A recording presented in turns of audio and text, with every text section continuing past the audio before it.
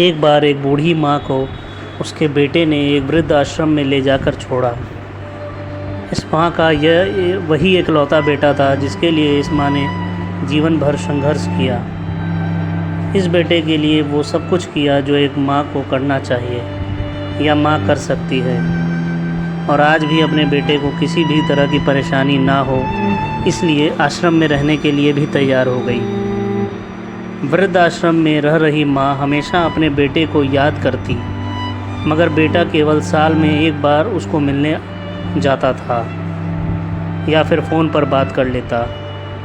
कई साल बीत गए। वृद्ध आश्रम से बेटे को एक दिन फ़ोन आया। उन्होंने कहा, बेटा जल्दी से आश्रम आके अपनी माँ से मिल लो, वो बहुत सीरियस हैं। बेटा जब अपनी बीमार माँ के पास पहुँचा तब वह अपनी आखिरी सांसें गिन रही थी।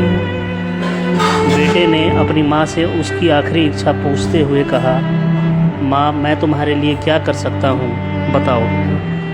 माँ ने कहा, बेटा इस आश्रम में गर्मी और मच्छर बहुत ज़्यादा है, यहाँ पर कुछ पंखे लगवा देना।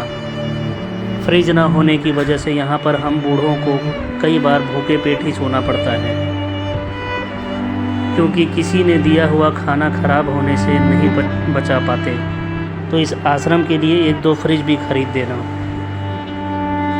बेटे ने अपनी माँ की सारी बात सुनी और अपनी माँ से पूछा, आप इतने साल यहाँ पर निकाल दिए पर आपने कभी भी यह बात मुझसे नहीं कही, और जब आपके पास टाइम नहीं बचा क्यों? माँ ने बेटे को जवाब देते हुए कहा, बेटा मैंने गर्मी और पीड़ा सहन कर ली, लेकिन मुझे पता है जब तेरे बच्चे तुझे यहाँ पर छोड़कर जाएंगे तब तू यह सब सहन नहीं कर पाएगा, इसलिए तेरी सुविधा के लिए मैं तुझे यह सब लगाने के लिए कह रही हूँ। उम्मीद है कहानी आपको पसंद आई होगी। अगर पसंद आई तो कृपया लाइक करें, शेयर करें और साथ ही साथ हमारे चैनल को सब्सक्राइब करें। धन्यवाद।